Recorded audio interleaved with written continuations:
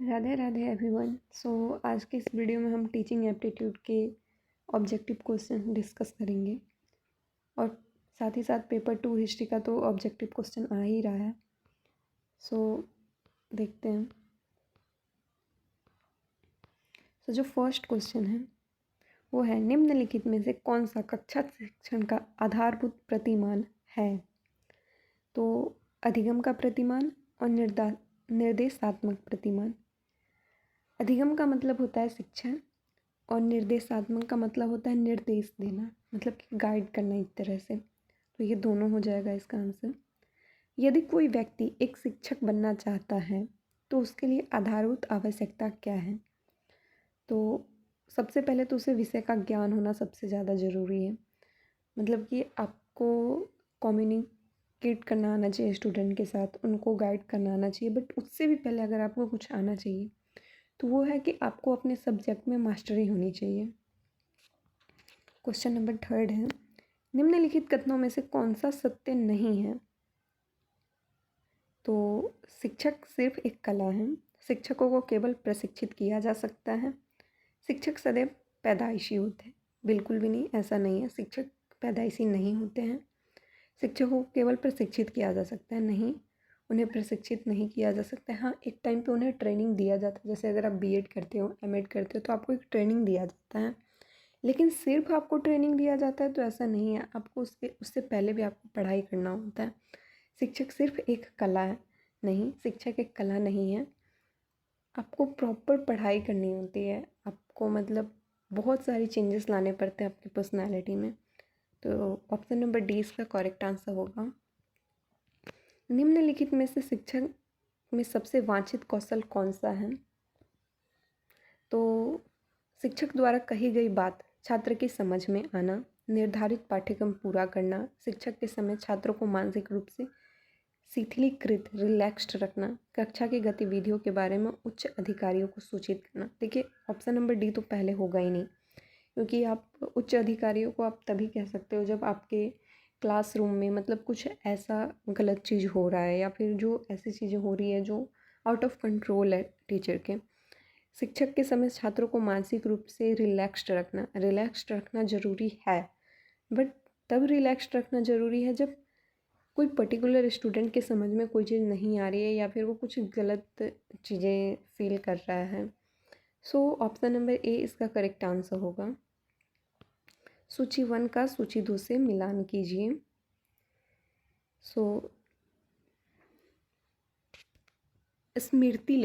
स्मृति का मतलब होता है मेमोरी लेवल ऑफ टीचिंग। जैसे टीचिंग का 3 लेवल है, एक है मेमोरी लेवल ऑफ टीचिंग, दूसरा है अंडरस्टैंडिंग लेवल ऑफ टीचिंग और तीसरा है रिफ्लेक्टिव लेवल ऑफ टीचिंग। तो जो मेमोरी लेवल ऑफ टीचिंग है, जिसको स्मृति स्तर कहते हैं, वो हर्बर्ट ने दिया हुआ था। ग्रहण शक्ति स्तर जो मतलब अंडरस्टैंडिंग लेवल ऑफ टीचिंग है, वो मॉरिसन ने दिया हुआ था। और जो विचारशील मतलब कि रिफ्लेक्टिव लेवल, आई थिंक इसे रिफ्लेक्टिव विचारशील को ही कहते हैं।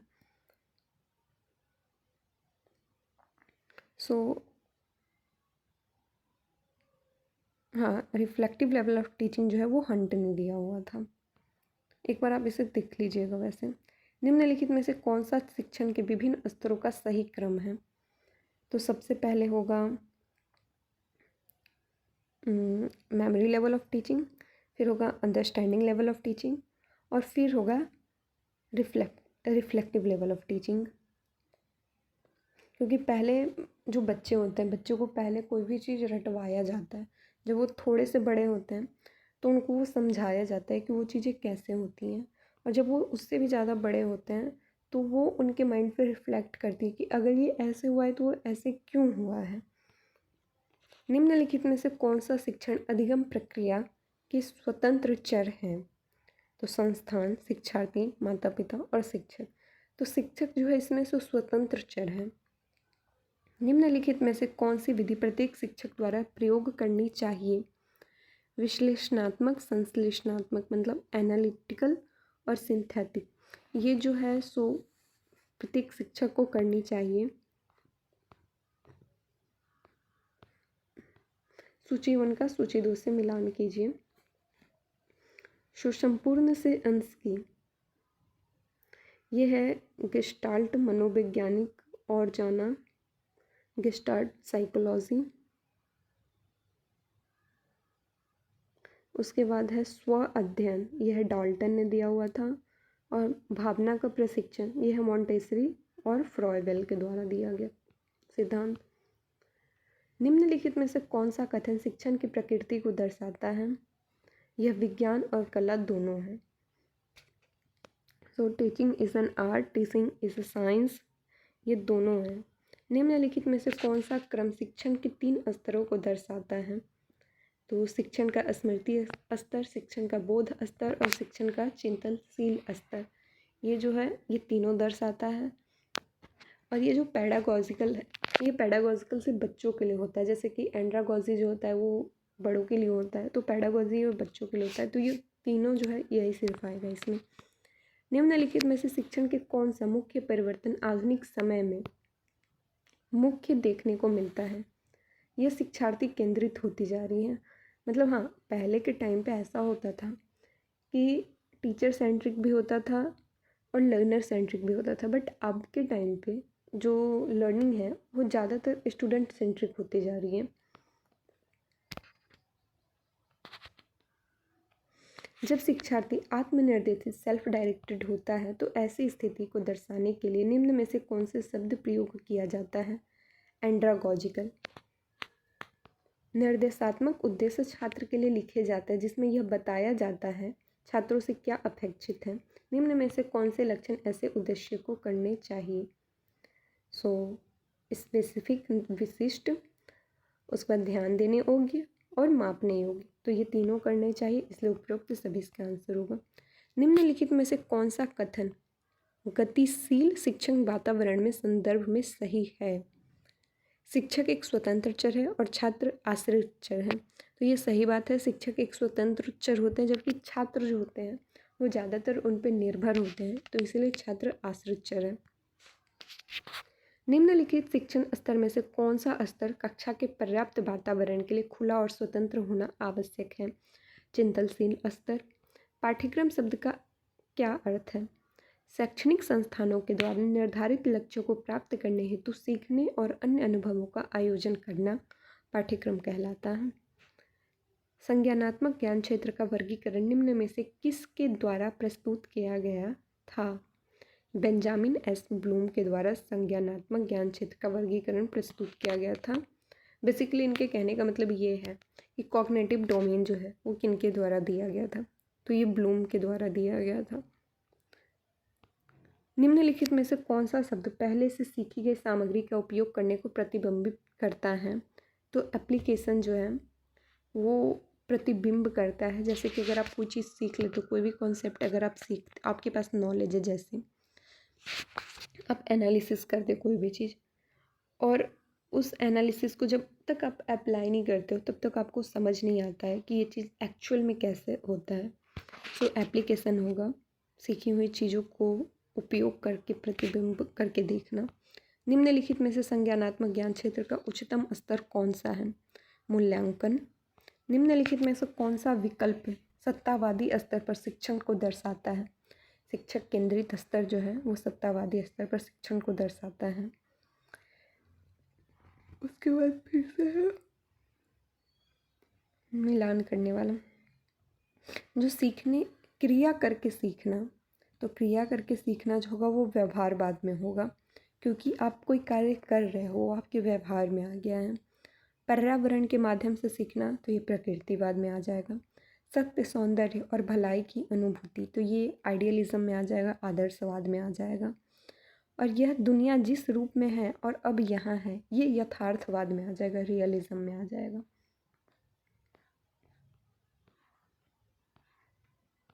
बौद्धिक कौशल किस ज्ञान क्षेत्र के द्वारा प्रतिबिंबित होते हैं?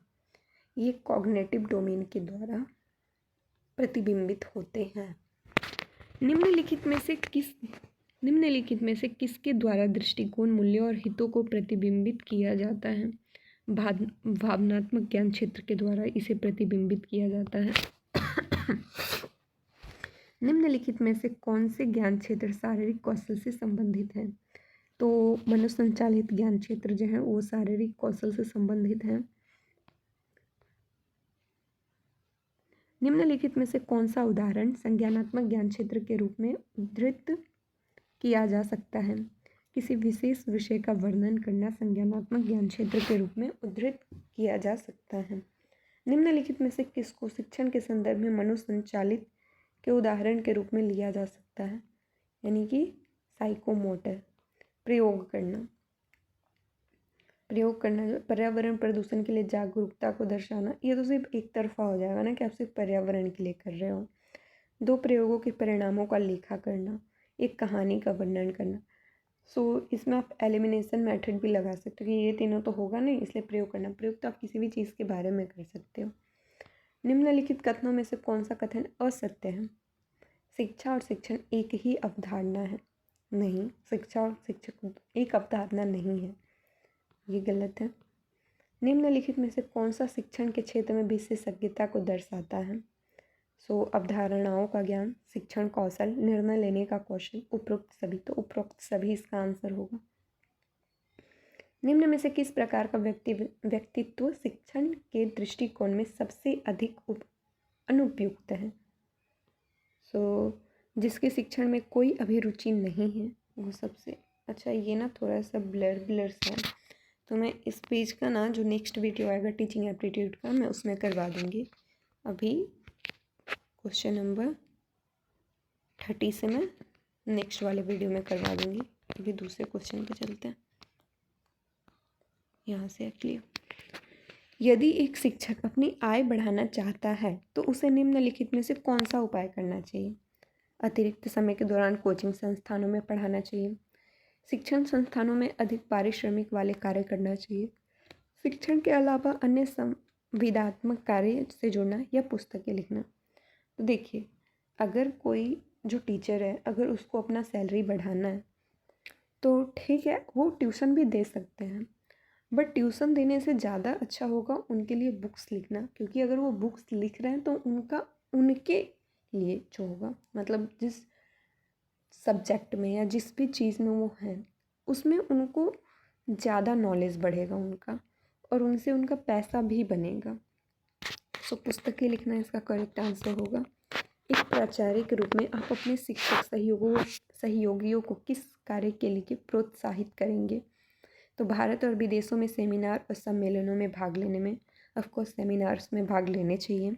विषय के ज्ञान के वृद्धि के लिए, पुनःचर्या पाठ्यक्रम में भाग लेने के लिए, दलितों के उत्थान के लिए, सामुदायिक सेवा करने के लिए। तो ये तीनों ऑप्शन जो है ये सही है, इसलिए ऑप्शन नंबर डी इसका करेक्ट आंसर होगा कि उपरोक्त में से सभी के लिए। छात्रों को सबसे अधिक प्रभावी ढंग से सामाजिक और नैतिक मूल्यों को आत्मसात करने के लिए प्रोत्साहित कर सकता है। छात्रों को सह पाठ्यक्रम गतिविधियों में सक्रिय रूप से सम्मिलित करके। एक शिक्षक अपने आप को एक प्रभावी संप्रेषक के रूप में स्थापित करता है यदि वह जो सीखता है उसका छात्रों को उसको अर्थ समझने में सहायता करता है। उच्च शिक्षा के क्षेत्र में शिक्षण का तात्पर्य है छात्रों के लिए अधिगम प्रक्रिया को सुकर बनाना, मतलब कि छात्रों के लिए जो टीचिंग मेथड है उसको इजी बनाना ताकि वो स्टूडेंट को काफ़ी इजीली समझ में आ सके।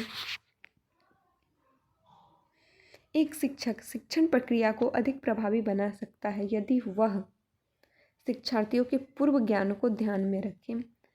बेसिकली होता क्या है ना कि जैसे कि अगर आप जा रहे हो कहीं पे, आपने 11th में मान लिया एडमिशन लिया है और आपने 10th तक अच्छे से पढ़ाई नहीं की और 10th तक आपने घिस तीर के आप पढ़ाई कर लिया हो, और जो 11th में जो स्टूडेंट है आपके साथ, जैसे कि साइंस ले लेते हैं अगर आप, और उन लोगों की साइंस काफ़ी अच्छी है और आपकी साइंस वीक है थोड़ी सी, जो टीचर होंगे अगर वो आपका ध्यान नहीं रखेंगे तो चलो जो हो गया सो हो गया, मान लो आपने 10th तक अच्छे से पढ़ाई नहीं की, बट 11th तो अब आपके हाथ में है, तो कम से कम एटलीस्ट वो आपके पास्ट को देखेंगे कि हाँ ठीक है बच्चे ने ऐसे ऐसे पढ़ाई की है, तो अब हमें उनको 11th में हेल्प करना है। जो कॉन्सेप्ट उन्होंने 10th में नहीं सीखा था, जो उन्होंने 9th में नहीं सीखा था, हम उनको अब सिखा देते हैं एक्स्ट्रा पढ़ा के थोड़ा सा।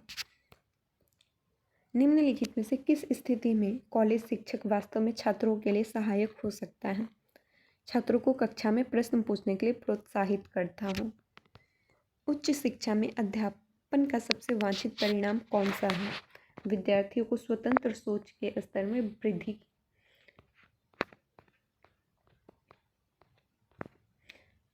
पुस्तकें संचार का एक शक्तिशाली स्रोत हो सकती है यदि पाठ्य सामग्री दृष्टांत दर्शक इलिस्ट्रेटिव है। निम्नलिखित में से कौन सा परिणाम प्रभावी शिक्षण को सबसे प्रतिबिंबित करता है, सबसे सही प्रकार से प्रतिबिंबित करता है? तो छात्रों द्वारा पूछे सार्थक प्रश्न जो है वो शक्तिशाली स्रोत बन निम्नलिखित में से कौन सा परिणाम प्रभावी शिक्षण को सबसे सही प्रकार से प्रतिबिंबित करता है? तो छात्रों द्वारा पूछे सार्थक प्रश्न जो है वो प्रतिबिंबित करते हैं। निम्नलिखित में से कक्षा शिक्षण का सबसे महत्वपूर्ण उद्देश्य कौन सा है? जिज्ञासु मन को विकसित करना। क्यूरियस होना चाहिए क्लास में, ऐसा मतलब कहने का अर्थ है उनका। छात्र उन शिक्षकों को अपेक्षाकृत अधिक पसंद करते हैं जो कि विषयों से संबंधित छात्रों की समस्याओं को समाधान करें। निम्नलिखित में से शिक्षण का मुख्य उद्देश्य कौन सा है? छात्रों की सोच शक्ति को विकसित करना। उच्च शिक्षा में एक शिक्षक की क्या भूमिका होनी है? छात्रों को जानकारी प्रदान करना, छात्रों को स्वयं सीखने के लिए प्रेरित करना, छात्रों के प्रतिस्पर्धा को प्रोत्साहित करना। देखिए ऑप्शन नंबर बी जो है इसका केवल परीक्षाओं के लिए तैयार करना, तो ऐसा नहीं है, सिर्फ परीक्षा में ही पास नहीं होना है। अगर आप कोई चीज़ अगर आप कर रहे हैं, अगर आप नेट की तैयारी कर रहे हैं तो आप नेट की तैयारी तो सिर्फ इसलिए नहीं कर रहे हैं कि मतलब आपको सिर्फ नेट क्रैक करना है, आप तो इसलिए भी कर रहे हैं ना कि कल को जाके अगर आप असिस्टेंट प्रोफेसर बनते हैं तो आपके जो स्टूडेंट होंगे जो अगर आप लेक्चर दे रहे हैं तो उनके समझ में आए, आप उनको लाइफ ओरिएंटेड बना सको, आप अपने लाइफ में अच्छा कर सको, आप इसलिए भी पढ़ रहे हो। एक प्रभावी शिक्षक सुनिश्चित करता है कि स्थिति की मांग के अनुरूप कक्षा में प्रतियोगिता या परस्पर सहयोग की भावना उत्पन्न हो।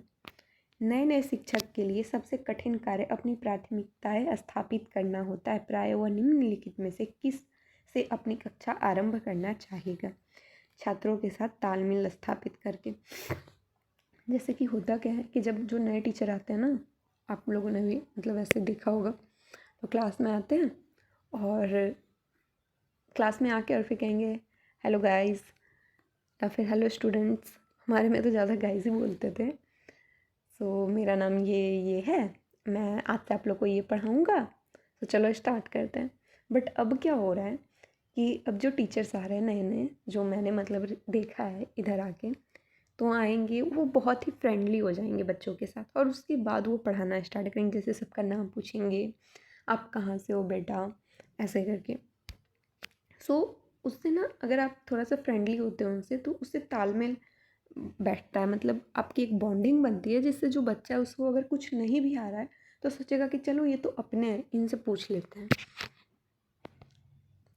एक शिक्षक निम्नलिखित में से किस प्रकार की कार्यशैली को अपनाकर छात्रों के साथ घनिष्ठता स्थापित कर सकता है? एक मार्गदर्शक की भूमिका निभाकर सहायता करने के लिए इच्छुक होना। निम्नलिखित में से शिक्षक की गुणवत्ता का आकलन करने के लिए सबसे उपयुक्त विधि कौन सी है? कक्षा में छात्रों की पारस्परिक विचार विमर्श की गुणवत्ता की जांच। निम्नलिखित में से अधिगम के मार्गदर्शन में शिक्षक की भूमिका का न्यूनतम महत्वपूर्ण पहलू क्या है? निजी जीवन में आने वाली बाधाओं को नियंत्रण करने की अंतर्दृष्टि का विकास करना। निम्नलिखित गतिविधियों को इस कक्षा संचार के तार्किक क्रम में क्रमबद्ध कीजिए। अगर ये आपको दिख नहीं रहा होगा तो मैं इसलिए पढ़ भी रही हूँ, क्योंकि कुछ है जो ब्लर है थोड़ा सा। निम्नलिखित गतिविधियों में कक्षा संचार के तार्किक क्रम में क्रमबद्ध कीजिए। सो पहले हो जाएगा योजना और तैयारी, मतलब पहले से आप प्लानिंग करोगे। थर्ड हो जाएगा सामग्री की प्रस्तुति, मतलब कि जो जो चीज़ें उसमें लगेंगी आप उसको वहाँ पे दिखाओगे। किए हुए कार्य का विश्लेषण, उसके बाद फर्स्ट ऑप्शन होगा जो किए हुए कार्य का विश्लेषण आप करोगे। और फोर्थ हो जाएगा संशोधन और सुधार। और अगर जो भी आपने किया है उसमें कोई भी त्रुटि होती है तो आप उसको फिर से बनाओगे, उसमें सुधार करोगे। तो ऑप्शन नंबर बी इसका करेक्ट आंसर हो जाएगा। निम्नलिखित में से कौन सा कथन प्रभावी शिक्षण को इंगित नहीं करता है? एक शिक्षक अपने छात्रों में त्रुटि ढूंढता है। ये जो है ये प्रभावी शिक्षण का लक्षण नहीं हो सकता है, क्योंकि अगर एक टीचर अपने स्टूडेंट में खाली कमी ही ढूंढेगा, त्रुटि ही निकालेगा, तो बच्चा फिर आगे कैसे बढ़ पाएगा भाई। यदि कुछ छात्र परीक्षा में असफल होते हैं तो निम्नलिखित में से इसको किसकी त्रुटि मानना चाहिए? शिक्षक का, प्रधानाचार्य का, स्वयं छात्र का, या इस बात का सामान्यीकरण नहीं किया जा सकता। तो हाँ जी, इस बात का सामान्यीकरण सच में नहीं किया जा सकता, क्योंकि अगर किसी स्टूडेंट के कम मार्क्स आ रहे हैं, कोई फेल हो जा रहा है, तो इसका मतलब ये नहीं है कि उसने पढ़ाई नहीं की। हो सकता है कभी कभी इस मामले में बच्चे पढ़ाई नहीं भी करते हैं, बट हमेशा ऐसा नहीं होता है। हो सकता है कि उस दिन उस बच्चे का तबीयत ठीक ना हो, या फिर उसके फैमिली में कुछ इश्यूज चल रहे हों, या कुछ भी हो सकता है। इस बात का कोई भी जस्टिफिकेशन नहीं हो सकता है। एक शिक्षक का प्राथमिक कार्य क्या है? छात्रों का मार्गदर्शन करना और सीखने के लिए प्रेरित करना। निम्नलिखित में से कौन सा कथन एक असफल शिक्षक व्यवहार के आवश्यक आशय को चित्रित करता है? छात्रों के प्रति उदासीन रवैया और पूर्ण रूप से दिनचर्या पर केंद्रित होना। निम्नलिखित में से कौन से कथन एक अच्छे शिक्षक के संदर्भ में सही है? कक्षा में पढ़ाए जाने वाले विषय पर अवलोकन प्रदान करना चाहिए, अच्छा संचार कौशल होना चाहिए, अपने विषय पर अच्छी पकड़ होनी चाहिए। इसलिए सभी होंगे, इसलिए ऑप्शन नंबर डी जो हमारा सरकारी ऑप्शन है, उपरोक्त सभी।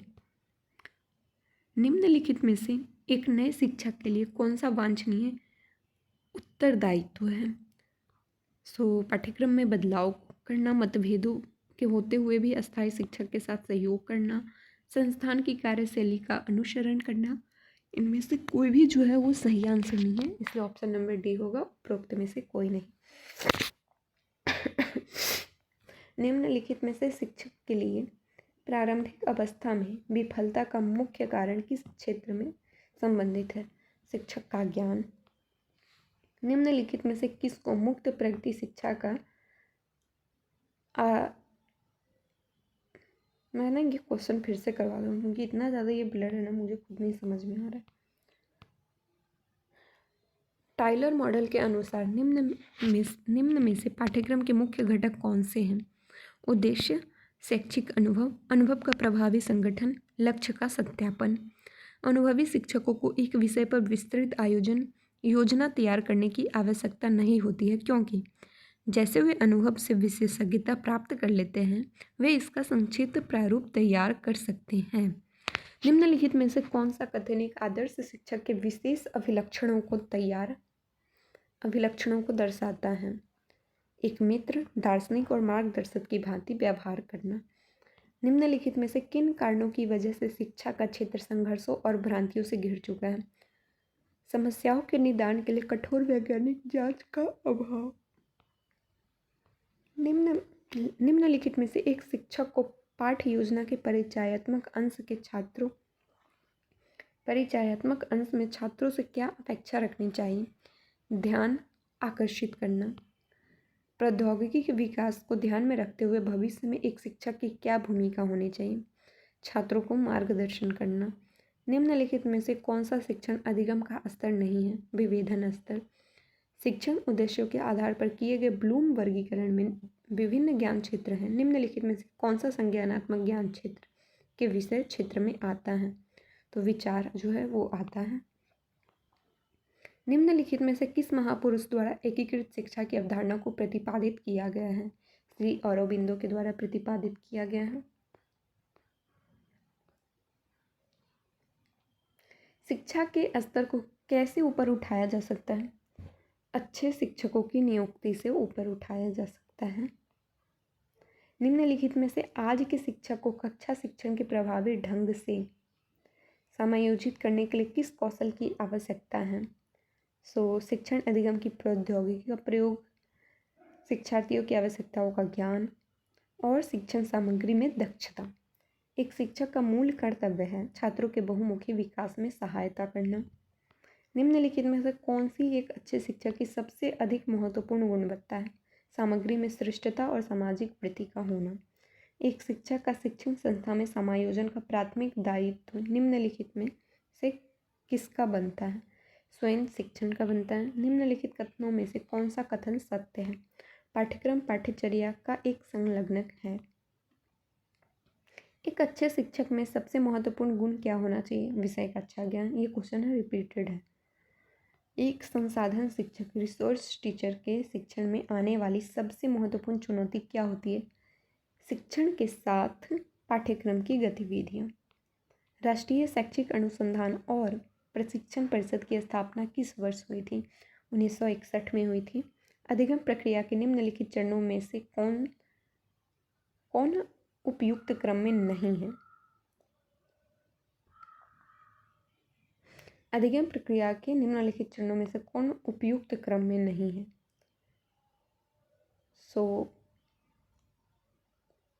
इसका अधिगम प्रक्रिया के निम्नलिखित चरणों में से उपयुक्त क्रम में नहीं है। बाधा होगा ऑफ कोर्स। इसका लक्ष्य इसमें आंसर दिया गया है, बट बाधा होना चाहिए। बच्चे की सृजनात्मकता के लिए सबसे बड़ा बाधक कौन सा है? आवश्यक प्रेरणा प्रदान करने में वयस्कों की असफलता।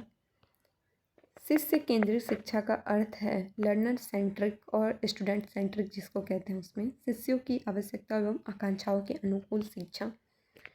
निम्नलिखित दो समुदायों का मिलान इस रूप में कीजिए कि वे वृद्धि एवं विकास के मनोवैज्ञानिक की दृष्टि से सार्थक प्रतीत हों।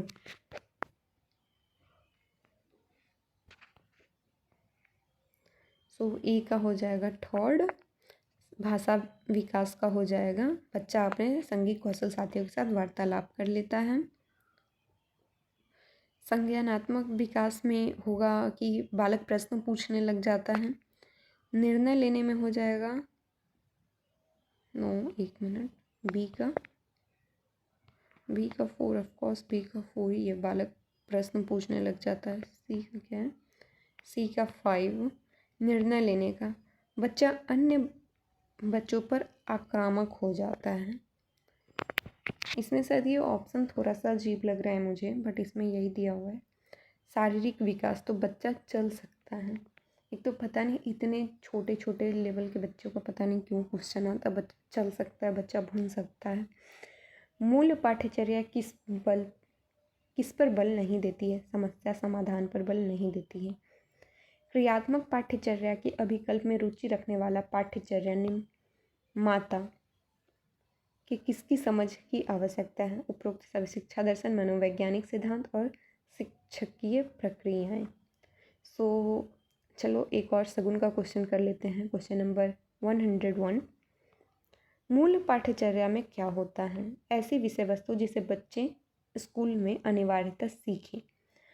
आज के वीडियो में हम 101 क्वेश्चन डिस्कस किए हैं, जिसमें से कुछ क्वेश्चन ब्लर होने की वजह से मैं आज नहीं करवा पाई हूँ, उसको नेक्स्ट वीडियो में करवाऊँगी। और पेपर 2 के साथ साथ पेपर 1 भी इतना ही इम्पोर्टेंट है, इसलिए आप इस वीडियो को भी देखिए और साथ ही साथ शेयर भी कर दीजिए ताकि पेपर 1 को भी लोग अच्छी तरह से लें। और टीचिंग एप्टीट्यूड तो एक ऐसा सब्जेक्ट है कि जिसमें मतलब सबको इंटरेस्ट होता है यार, तो मतलब ये तो आप लोग को करना ही चाहिए। और टीचिंग एप्टीट्यूड हो जाएगा, उसके बाद में रिसर्च एप्टीट्यूड, कम्युनिकेशन, ICT, ये सब भी लेके आऊँगी, सबकी भी वीडियो। Thank you. सपोर्ट कीजिए, लाइक कीजिए इस वीडियो को और कमेंट कीजिए कि आपको ये वीडियो कैसा लगा है। Thank you.